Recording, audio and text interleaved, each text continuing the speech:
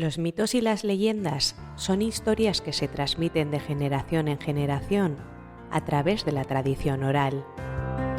Son historias que nos hablan de los orígenes del mundo, de los dioses y de los héroes, de los peligros que acechan a la humanidad y de los valores que debemos seguir.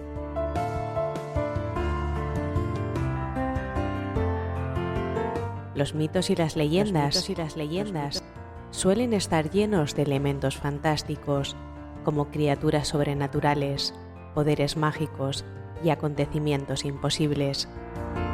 Sin embargo, no son simples historias de fantasía. Tienen una función importante en las sociedades humanas. En primer lugar, ayudan a explicar el mundo que nos rodea. Nos hablan de los orígenes del universo, de la naturaleza y de los seres humanos. En segundo lugar, los mitos y las leyendas transmiten valores morales y sociales. Nos enseñan qué es bueno y qué es malo, qué debemos hacer y qué debemos evitar. En tercer lugar, los mitos y las leyendas proporcionan un sentido de identidad y pertenencia. Nos conectan con nuestra cultura y con nuestros antepasados. Si tiene nombre, existe. Para los que no me conozcáis, mi nombre es Blanca y os invito a quedaros conmigo. ¿Comenzamos?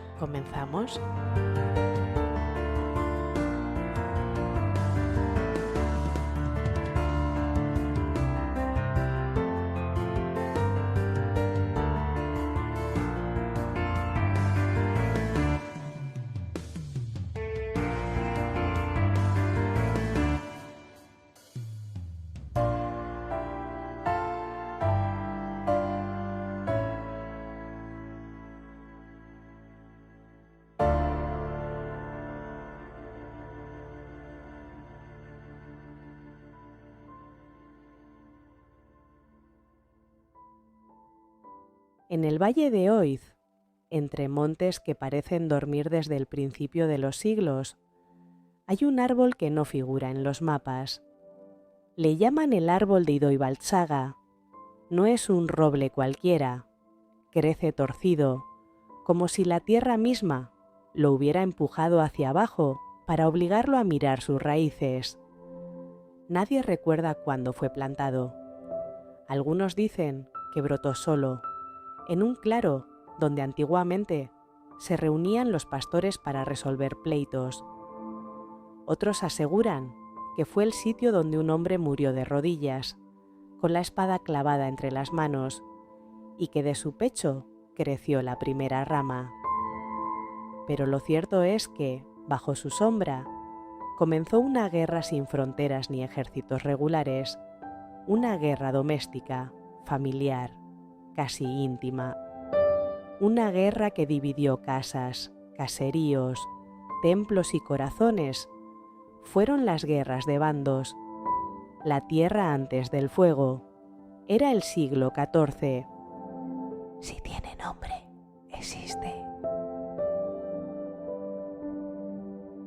Álava, Guipúzcoa y Vizcaya no eran aún territorios del reino unificado que soñaban los monarcas. Cada apellido tenía su torre, su blasón y su frontera invisible. El campesino servía al señor local y el señor respondía al rey cuando le convenía. Los caminos eran de barro, las aldeas pequeñas hogueras de piedra entre la niebla. Las campanas no marcaban horas, sino alertas. Y la vida se sostenía en un hilo tenso de silencio. En aquel mundo, la honra valía más que el pan. Una palabra maldicha podía desatar una matanza. Así nacieron los bandos, los oñacinos y los gamboínos. Lo que empezó como disputa entre familias se extendió como fiebre a toda la tierra vasca. No había frontera clara. Cada pueblo se dividía en dos bandos. Cada casa tenía un enemigo al otro lado del río. y entre ellos los inocentes, si es que los había, aprendían a sobrevivir mirando al suelo. Idoibaltzaga, el testigo. Idoibaltzaga no era más que un pequeño paraje de paso entre montes, un claro donde los caminos de Durango y Oiz se cruzaban como venas abiertas. En aquel lugar, según las viejas crónicas de un notario llamado Martín de Olavarria, se firmó el primer juramento entre caballeros de los dos bandos. No se reunieron en iglesia ni en castillo, sino bajo el árbol, porque sabían que los templos eran del rey, pero los bosques pertenecían a la tierra, y la tierra a nadie. Allí juraron no volver las espadas uno contra otro, salvo en defensa del honor. Y ya se sabe, en tiempos de orgullo, todo es defensa del honor. 3 días después, el primero de ellos cayó muerto junto al arroyo, con una flecha clavada en la espalda. Nadie confesó. El árbol, dicen, bebió su sangre.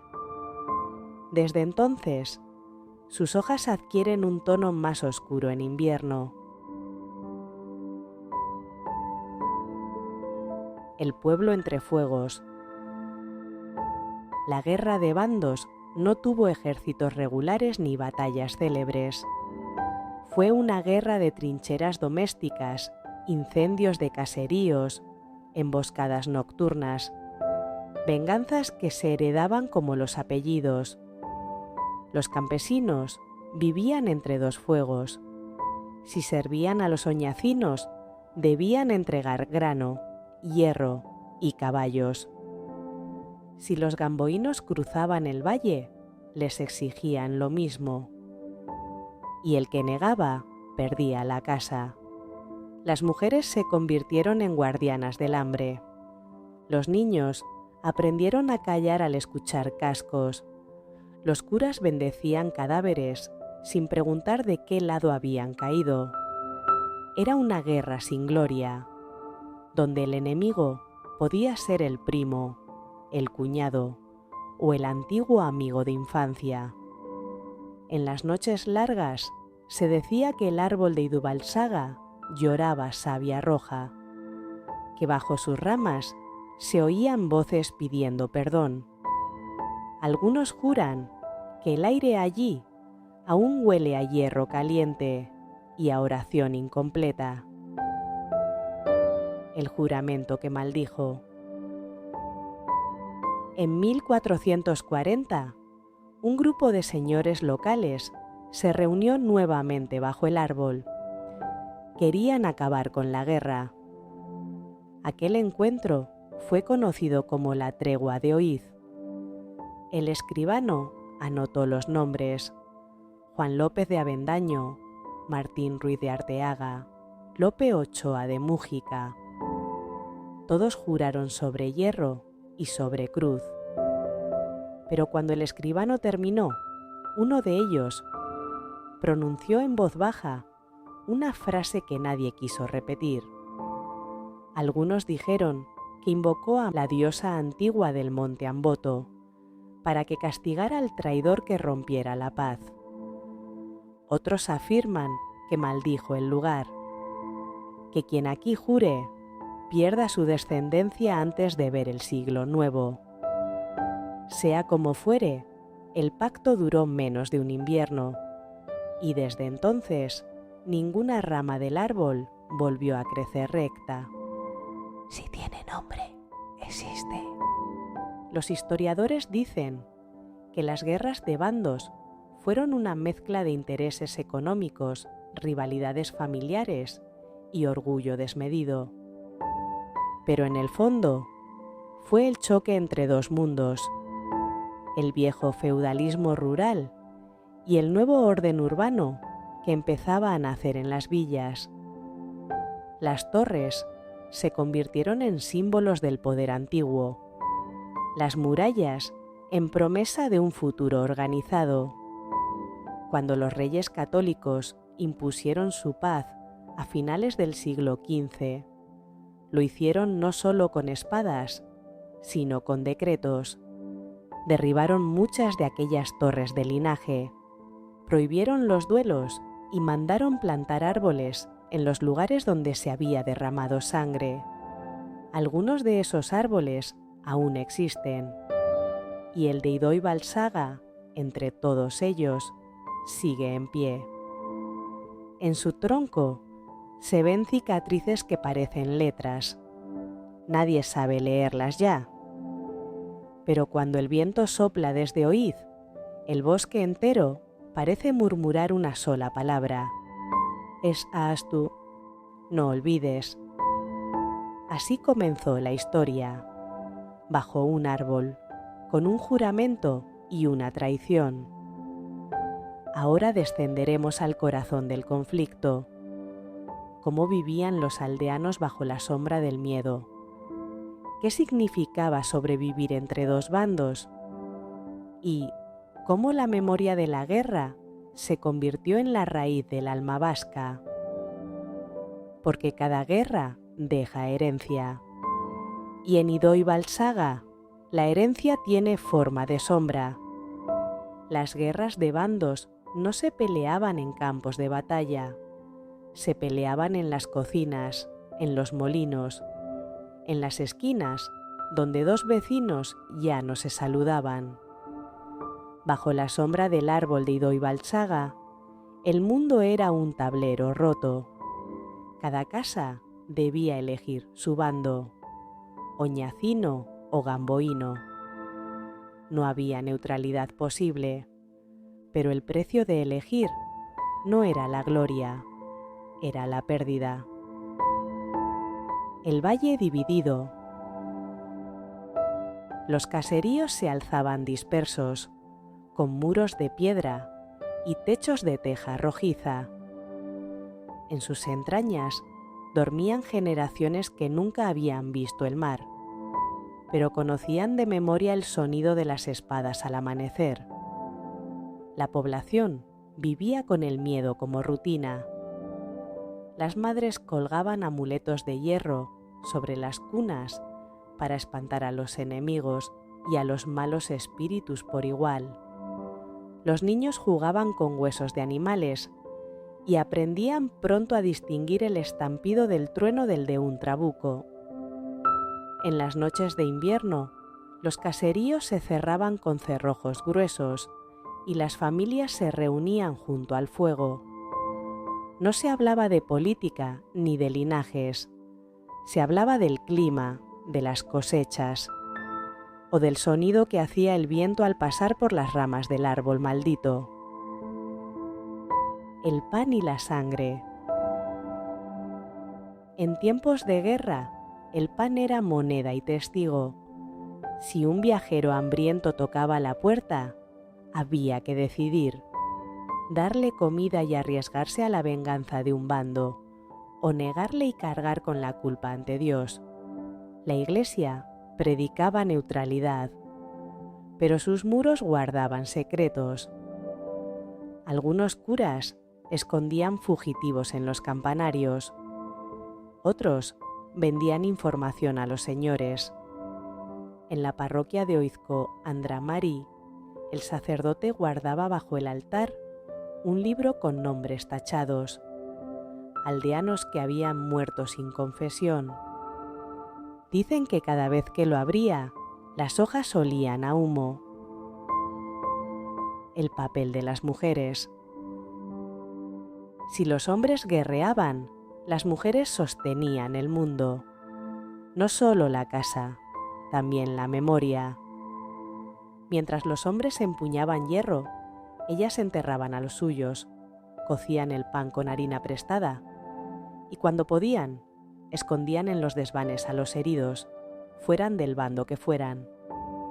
En los testimonios recogidos siglos después por los cronistas, se mencionan nombres de mujeres que los archivos callaron. Usoa de Yurre, que curó a un gamboíno y lo devolvió a su linaje, aún sabiendo que su marido era oñacino. Ane de Garay, que caminó 2 días por la nieve para avisar de una emboscada que iba a matar a su propio hermano. Elizabeth de Marquina, que se negó a abandonar su casa incendiada y murió dentro, abrazada a la puerta, para que no entraran los enemigos. El fuego la convirtió en ceniza, pero los vecinos dicen que el humo formó la silueta de una mujer danzando hacia el monte. Algunos juraron que el árbol de Idoibalsaga brotó más verde aquella primavera. Los herreros, los que forjaban la guerra. En los valles de Oiz, los herreros eran figuras temidas y respetadas. Forjaban azadas y cuchillas con el mismo fuego. Las herrerías eran templos del hierro. El sonido del martillo tenía ritmo de oración. Pero durante la guerra, el martillo dejó de cantar y empezó a gritar. Cada herrero debía decidir a qué familia servir. Si forjaba armas para un bando, el otro quemaba su casa. Algunos escondían piezas defectuosas a propósito, como forma de sabotaje silencioso. Otros fundían la cruz de la iglesia para fabricar espadas con bendición. Se decía que cada golpe de martillo era un juramento, y que en la herrería de Idoibalsaga, cada noche, cuando todos dormían, se escuchaba el metal retumbar solo, sin manos que lo movieran. Nadie se atrevía a entrar. Si tiene nombre, existe. Entre Dios y Mari. El País Vasco del siglo XV vivía entre 2 fuegos, la cruz y el monte. Las iglesias rezaban a Cristo, pero los caseríos aún ofrecían pan y leche a Mari, la diosa que habitaba en las cuevas del Amboto. En las noches sin luna, las ancianas subían hasta los riscos con velas, pedían lluvia o protección y dejaban ramas del árbol de Idoibalzaga como ofrenda. No lo hacían por superstición, sino por equilibrio. Sabían que la fe y la tierra eran hermanas y que negar a una era condenar a la otra. Tal vez por eso el árbol sobrevivió a todos los incendios, porque no pertenecía ni al cielo ni al infierno, sino a ambos. El invierno de la espera. Los años pasaron. Los jóvenes crecían sin saber por qué se odiaban. En los inviernos más duros, el hambre hacía más daño que la guerra. Los animales morían en los establos, las semillas no germinaban y los caminos quedaban bloqueados por la nieve. El árbol de Idoibalsaga, mientras tanto, seguía en pie. En sus ramas anidaban cuervos y en su tronco alguien talló una frase con letras toscas. Denok Galdugara. Todos hemos perdido. Nadie sabe quién la escribió, pero desde entonces los niños aprendieron a repetirla en voz baja, como una oración. El peso de lo cotidiano. Mientras los cronistas escribían sobre los señores y sus torres, el pueblo vivía otra guerra, la de sobrevivir sin perder el alma. En esos años se formó el carácter del pueblo vasco que aún hoy reconocemos: callado, firme, resistente, profundamente ligado a la tierra. La guerra de bandos fue una tragedia, pero también una escuela. Enseñó que la independencia no se grita, se cultiva, que la memoria no se impone, se guarda. Y quizás, bajo el árbol de Idoibalsaga, entre sangre y silencio, nació la conciencia de ser algo más que linaje, pueblo. Así, se vivía entre los bandos, sin héroes, sin victorias. A continuación, el hierro y la palabra se cruzarán de nuevo. Te contaré la historia de la batalla de Idoivaltsaga, donde un juramento volvió a romperse y el árbol se convirtió por una noche en altar y tumba. Escucha, el bosque aún recuerda. Toda guerra tiene su noche, aquella en que el aire se espesa, los rezos se olvidan y el hierro sustituye a la fe. Para Idoivaltsaga, esa noche llegó en el invierno de 1450. La nieve cubría los caseríos, pero bajo ella ardía la rabia de generaciones. Los oñacinos y los gamboínos habían firmado otra tregua, jurada, como siempre, bajo el árbol. Y como siempre, la palabra se quebró antes de secarse la tinta. El rumor. Todo comenzó con un rumor, un mensajero muerto en el puente de Oiz. Decían que llevaba en el pecho una carta con el sello de los Gamboa, dirigida a los Arteaga, invitándolos a atacar la torre de un aliado oñacino. Nadie comprobó la autenticidad del mensaje. Bastó la sospecha. Esa misma tarde, los caballos partieron del valle. Las mujeres escondieron a los niños bajo las camas. El aire olía a hierro mojado y miedo antiguo. La reunión en el claro. Bajo el árbol de Idoivaltsaga se congregaron cerca de 200 hombres. Venían de Garay, de Mayavia, de Berriz. Llevaban lanzas, hoces, antorchas y sobre todo, silencio. En el centro del claro, un hombre subió a una piedra. Era Lope de Arteaga, uno de los señores más temidos del valle. «Han roto la palabra», gritó. «Han ensuciado el juramento del árbol». Los suyos respondieron con un rugido. Alguien quiso recordar que el invierno era sagrado, que en esas fechas los espíritus caminaban libres y matar traería desgracia. Pero nadie escuchó. El hambre y el honor no entienden de supersticiones.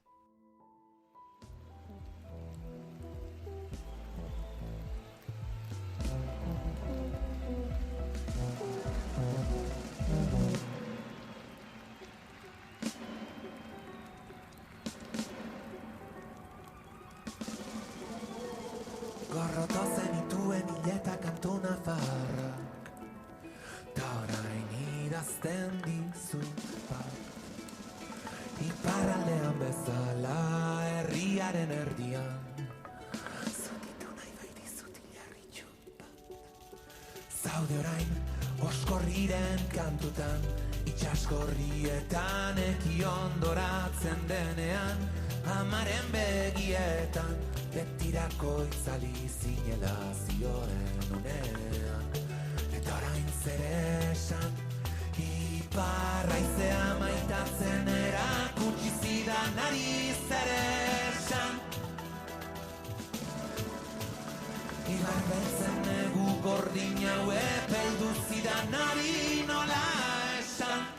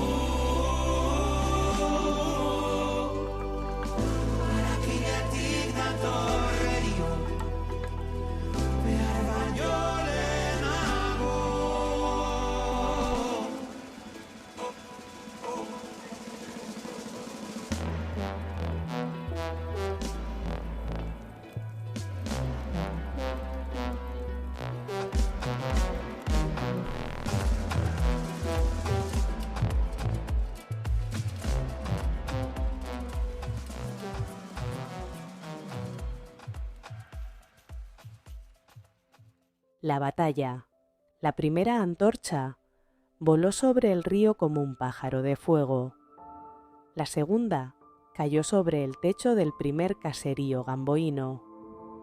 El valle se iluminó con un resplandor rojo. Los hombres se lanzaron unos contra otros, con cuchillos, con hoces, con lo que tenían. El sonido era el de una fragua abierta, golpes secos, gritos ahogados, el chisporroteo de la lluvia sobre el metal. En medio del caos, alguien gritó que el árbol estaba ardiendo. Pero no era fuego, era sangre. La savia oscura bajaba por el tronco como un hilo vivo, y al tocar la tierra formaba figuras que parecían letras antiguas. Nadie lo vio más que los que murieron allí. Los demás dirían luego que fue el reflejo del fuego. Pero los ancianos del valle aún repiten: aquella noche el árbol habló. La traición. En mitad de la confusión, Íñigo de Avendaño, aliado de los oñacinos, cambió de bando. Había recibido una promesa: tierras, oro, el perdón de un viejo crimen. Su traición fue rápida y precisa. Abrió el portón del caserío enemigo y permitió la entrada de los gamboínos. Cuando el fuego se apagó, la mitad del valle era ceniza. Íñigo huyó al amanecer. Lo encontraron 3 días después, colgado del árbol, con la lengua negra y los ojos abiertos hacia el monte. Nadie confesó haberlo hecho, pero en el tronco aparecieron nuevas marcas, 7 cortes verticales y 1 cruzado, como si el árbol hubiera registrado la deuda. Después del hierro. Los supervivientes caminaron entre los escombros sin hablar. Los cuerpos fueron enterrados juntos, sin blasón ni nombre. Los niños se quedaron huérfanos de ambos bandos, y las mujeres, con los ojos vacíos, comenzaron de nuevo a sembrar. Durante meses nadie volvió al árbol, pero un día un pastor encontró entre las raíces un objeto de hierro ennegrecido, una espada rota con una inscripción casi borrada que decía: Ichada Askena, la palabra es lo último. Nadie supo quién la había escrito. Algunos dijeron que fue el mismo árbol. Los cronistas posteriores hablaron de la batalla de Idoibalzaga como de una escaramuza menor. En los libros apenas ocupa una línea, pero para los que vivieron allí fue el fin del mundo. A partir de aquel invierno, la guerra perdió sentido. No quedaban torres que defender, ni hombres que heredaran el odio, solo ruinas, cenizas y un árbol que seguía de pie, testigo y víctima a la vez. Dicen que a partir de entonces, bajo su sombra, nadie volvió a jurar en voz alta. Los aldeanos pasaban junto a él en silencio, tocando el tronco con 2 dedos y murmurando: «Ece repicatu, no repitas». La palabra se rompió. El hierro habló por ella, pero el árbol sobrevivió, aunque más torcido, más viejo, más sabio. Si tiene nombre, existe. Hablaremos ahora del precio de la paz, de los linajes que se desmoronaron, de los hijos sin apellido y de cómo el árbol de Idoibalzaga se convirtió en símbolo de silencio y redención, porque en la tierra donde el honor se paga con sangre, el olvido es el único perdón posible. Cuando el hierro calla, el eco tarda en morir. En los valles del norte, la guerra terminó mucho después de la última batalla. porque el odio no se entierra con los muertos, se instala en las casas, en los gestos, en las palabras que ya nadie recuerda de dónde vienen. La paz, dicen los ancianos, no fue un día, fue una herida que cicatrizó torcido. La llegada de los Reyes Católicos. En 1479, con la unificación de Castilla y Aragón, los Reyes Católicos enviaron a sus delegados al País Vasco. Llegaron con decretos y espadas nuevas, prometiendo orden, leyes y castigos. Prohibieron los duelos, los ataques entre linajes, las venganzas. Mandaron derribar las torres que habían sido bastiones de orgullo familiar. Algunas resistieron, otras fueron reducidas a polvo y olvido. En Ido y Baltzaga, los enviados del rey llegaron un amanecer. Encontraron el árbol ennegrecido por los relámpagos, rodeado de piedras que parecían tumbas. Levantaron un pequeño altar al pie del tronco y clavaron una cruz de hierro. Que este sea el último testigo del odio, dijo el escribano. Pero los aldeanos, cuando se fueron, desclavaron la cruz y la enterraron bajo las raíces. Que el árbol la guarde, dijeron, para que nadie olvide lo que costó. Los hijos sin apellido. Después de la guerra, las genealogías se rompieron.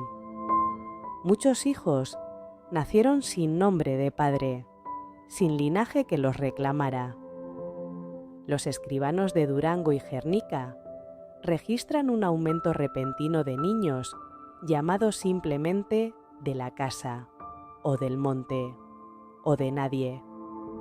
La guerra había borrado los blasones, pero también había abierto un espacio nuevo, la gente común. En el silencio de los caseríos arruinados, surgió una nueva forma de identidad, ya no basada en el apellido, sino en la tierra, en el trabajo, en la lengua compartida. Los herreros fundían campanas con el metal de las espadas, los carpinteros reconstruían los establos, las mujeres tejían nombres nuevos para los hijos del miedo. El árbol seguía allí, torcido, ennegrecido, pero vivo.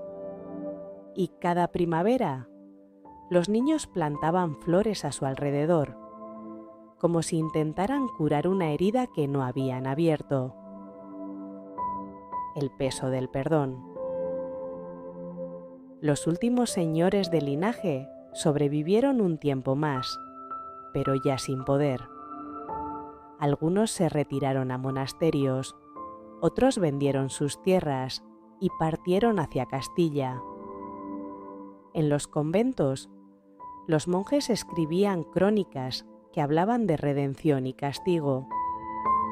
Pero en el valle, la gente sencilla sabía que el perdón no llega por decreto, que el alma tarda más en olvidar que la historia. Así nació una costumbre cada año, en la víspera de Todos los Santos. Los aldeanos se reunían bajo el árbol. No rezaban, no hablaban, solo dejaban piedras al pie del tronco, una por cada vida perdida. Y en silencio se marchaban. Esa fue su misa, su manera de decirle al mundo: aquí morimos todos un poco y todos seguimos en pie. El árbol en el nuevo tiempo. Con los siglos dejó de ser frontera. Los caminos se abrieron, las guerras cambiaron de forma. El árbol envejeció, su tronco se partió en dos, pero una raíz nueva brotó de la grieta. Los peregrinos del Camino de Santiago comenzaron a visitarlo. Los eruditos lo dibujaron en sus cuadernos. Los poetas escribieron sobre él, sin saber si existía realmente. En el siglo XIX, un viajero inglés escribió en su diario: «He visto un árbol que parece contener un lamento. No hay hojas en sus ramas, pero el aire vibra a su alrededor como si alguien estuviera rezando sin voz. Hoy, el árbol sigue en pie, aunque enfermo, cubierto de musgo y silencio. Los locales dicen que cuando sopla el viento desde el norte, el tronco emite un sonido hueco, casi humano. Es la respiración de los que se perdonaron tarde», dicen. Las guerras de bandos fueron en el fondo una gran purificación, no en el sentido moral, sino histórico. Rompieron el viejo sistema feudal y obligaron al pueblo a reconocerse como comunidad. Desde entonces, el País Vasco dejó de ser tierra de señores para convertirse en tierra de hombres y mujeres que se sabían parte de algo mayor que su apellido. El árbol de Idoibaltsaga se convirtió en símbolo de esa transformación, de la sangre al silencio, del linaje a la memoria, del hierro al bosque. Porque un pueblo no nace del poder, sino del recuerdo compartido. Así terminó la guerra, no con victorias ni tratados, sino con cicatrices que se volvieron raíces. Y llegamos al presente de cómo el árbol de Idoibaltsaga sobrevive en la memoria y de las leyendas que nacieron a su sombra. Te contaré lo que dicen los pastores al caer la tarde, que el árbol aún respira, que sus ramas se mueven aunque no haya viento, y que en su interior habita el eco de todos los nombres olvidados. Será el cierre de nuestro viaje, el árbol que aún respira.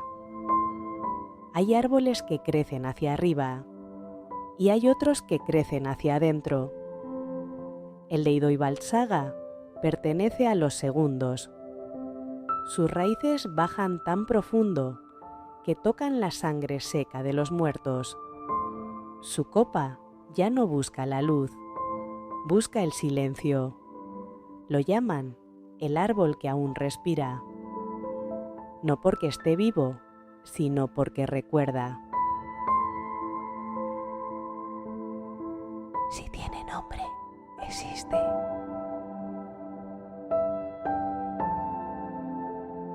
Los que vuelven.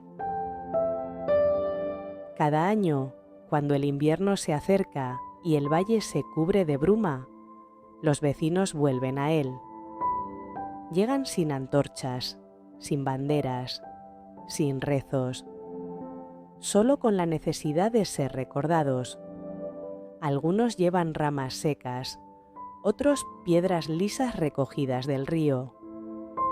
Las dejan al pie del tronco y murmuran los nombres de sus antepasados, nombres que ya no figuran en libros, nombres que se transmiten solo en sueños o en canciones que las abuelas cantan sin entender su origen. Al terminar, el valle guarda un silencio distinto, no de miedo, sino de presencia, porque allí, entre las raíces, el pasado escucha. El árbol en el presente. Hoy, los geógrafos dicen que el árbol no es más que un roble viejo, de más de 6 siglos, agrietado y enfermo, con una cavidad enorme en el tronco, donde podría esconderse un hombre entero. Los científicos lo estudian como reliquia botánica. Los turistas lo fotografían sin saber que pisan un cementerio invisible. Pero los del valle, los que aún viven de la tierra y no del tiempo, saben otra cosa. Saben que cuando el viento baja del monte Oiz, las ramas del árbol no se mueven todas a la vez. Algunas se doblan hacia el suelo, como si saludaran a alguien. Y en las madrugadas de niebla, si acercas el oído al tronco, escucharás algo parecido a un suspiro o quizá a una palabra que ya no pertenece a ninguna lengua viva: las leyendas.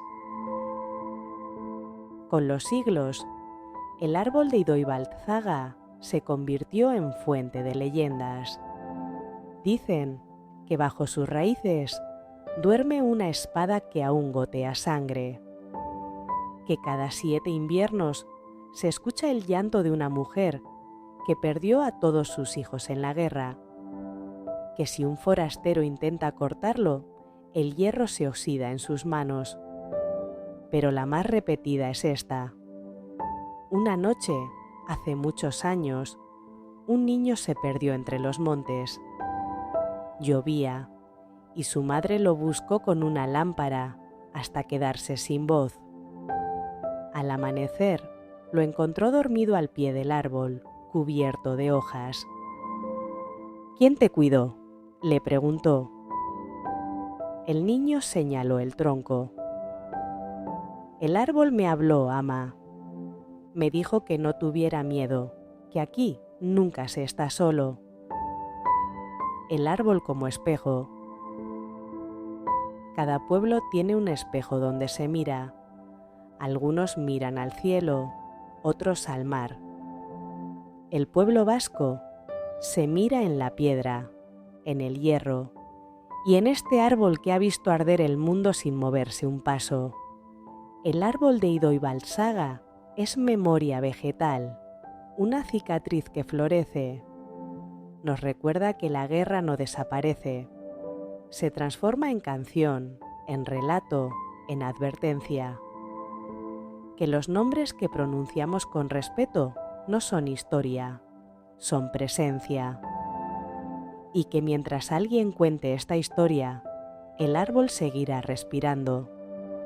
Yo los vi llegar con hierro, los vi jurar y mentir, los vi morir bajo mi sombra y seguir hablando en mis raíces. No conozco la palabra paz, solo conozco el peso del tiempo. En mis anillos duermen los siglos, en mis grietas los nombres de quienes quisieron olvidar. Pero yo no olvido, yo respiro. Y mientras alguien pronuncie mi nombre, seguiré de pie, aunque no quede nadie para escuchar. Hemos viajado por una historia de hierro y savia, por un tiempo donde la palabra valía una vida y la tierra aprendió a guardar los secretos de los hombres. El árbol de Idoibaltzaga sigue allí, entre niebla y raíces, recordándonos que la memoria no se escribe, se escucha. Así termina nuestro programa. Detente un momento ante su sombra. No hables, no reces, solo escucha. Quizá oigas la respiración del bosque, o tal vez la tuya, devolviéndose desde otro siglo.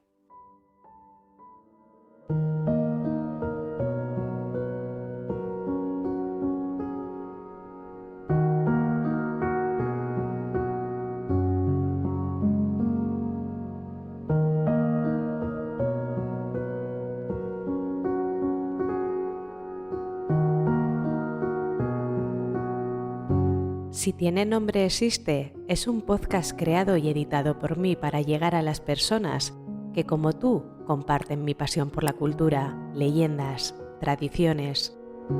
Puedes escucharme en iVoox, Podimo, Amazon Podcast, Google Podcast, Apple Podcast y en Spotify. También podrás seguirme en redes sociales como Instagram, TikTok y en YouTube. Te invito a que te suscribas al canal y te quedes conmigo. Podrás encontrar los enlaces en las descripciones de los programas. Gracias por estar al otro lado escuchándome y recuerda, si tiene nombre, existe.